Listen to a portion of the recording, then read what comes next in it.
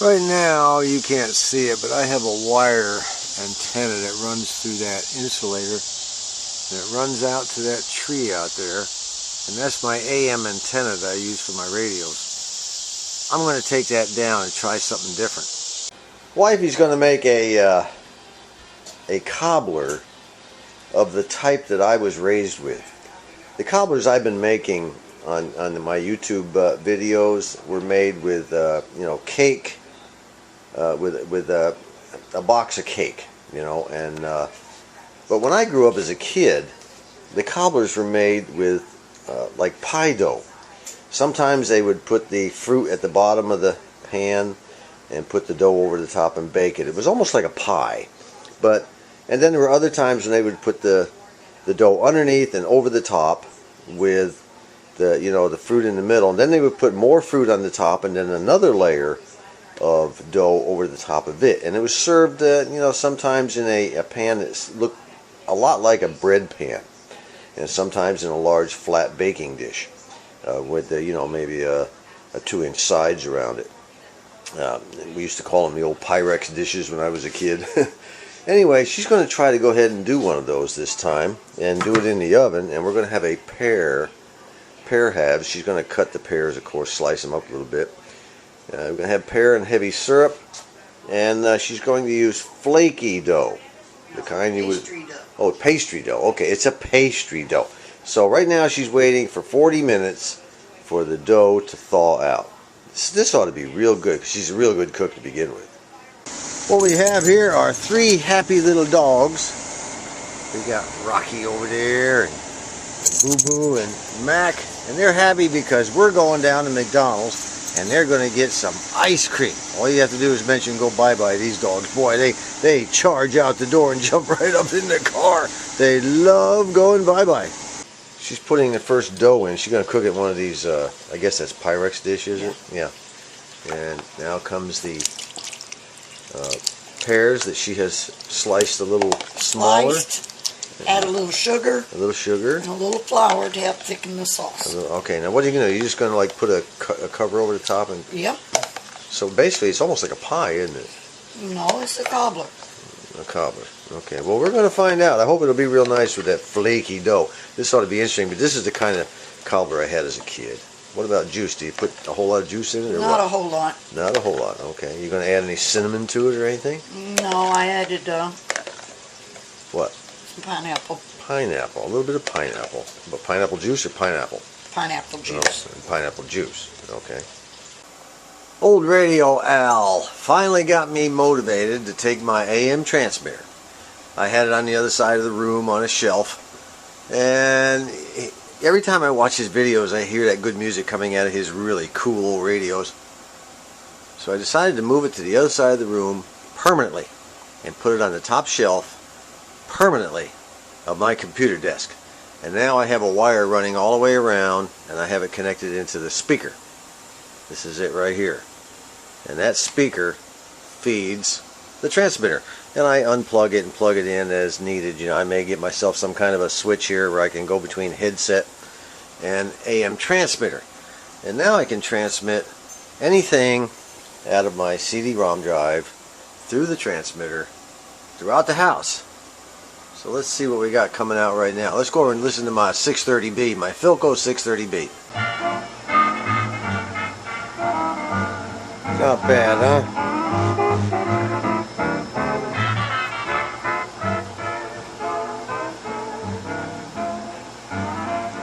Or we can just turn this light out here. Turn out my little lamp here.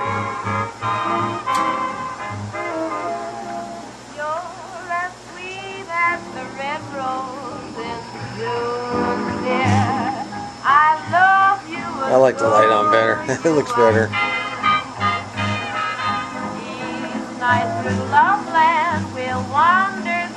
No, it's interesting. I played this back. I taped and played this back earlier, and there was a very, very high-pitched whine sound. Of course, it's not coming from the radio. This microphone is so sensitive that it picks up frequencies I don't even hear.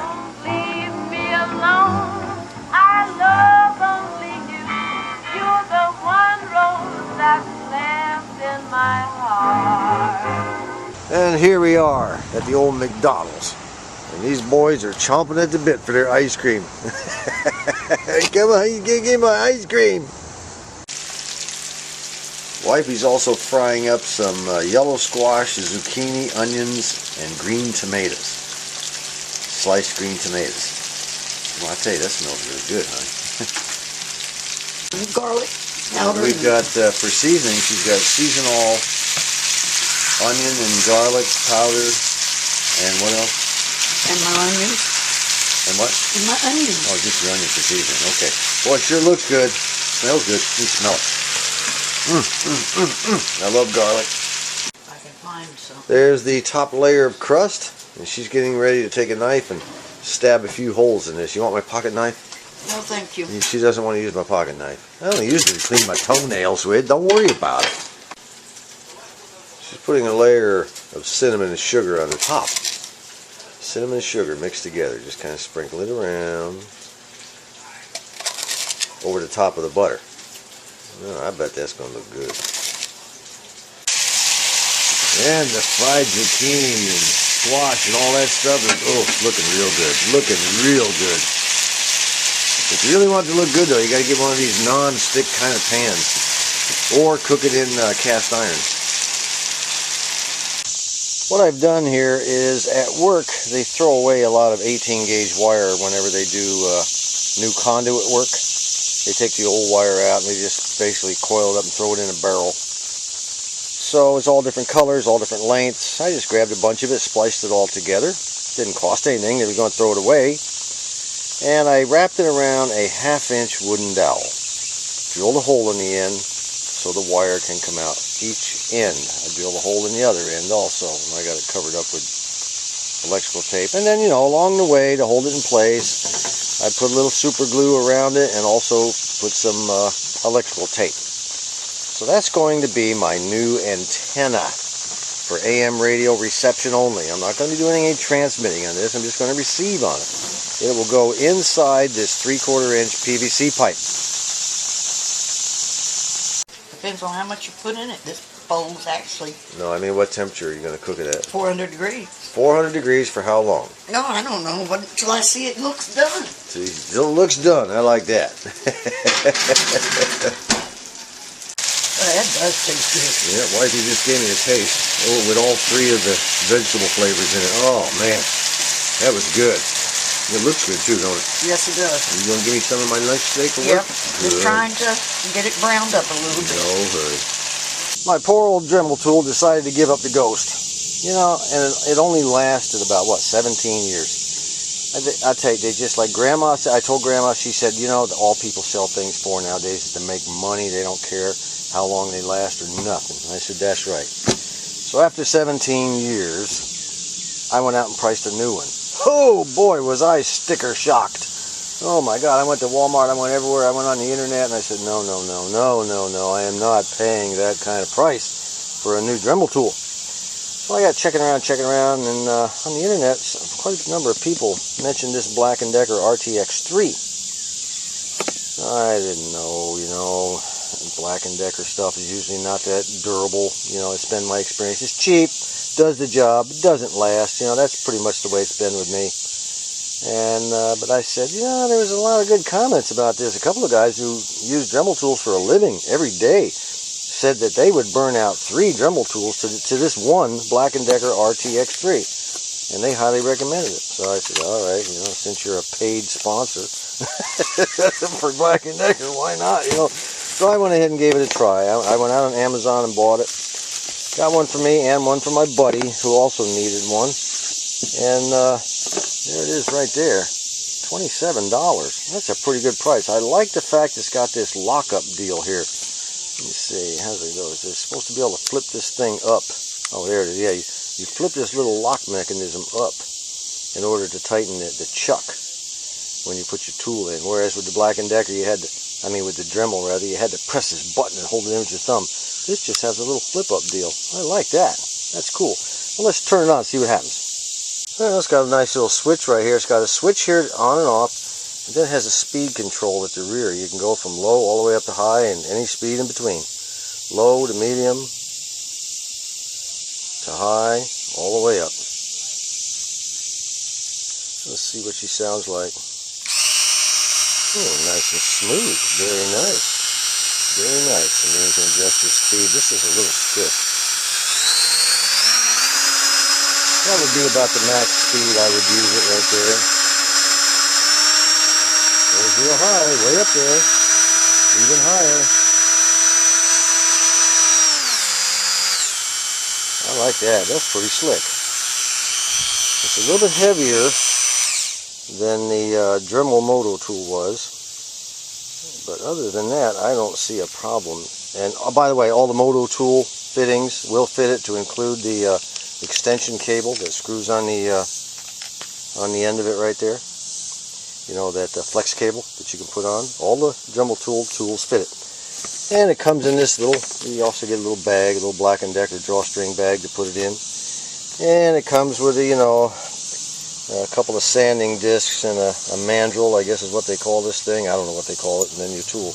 And then all this paperwork, you know. They could have done away with, you know, half that paperwork and given us another tool as far as I'm concerned, but that's what you get for $27. Big difference in price between this and the Moto tool. And there they are. Old wifey brings him the ice cream cone, spoons it out on a plate. And then they just go to town. Oh, they love their ice cream from McDonald's. Here it is inside the pipe. And what I'm going to do is cut a little slot here in the end of the wooden rod. And then bend this wire down and connect another wire to it. And the wire will go down to a connector, a coax connector.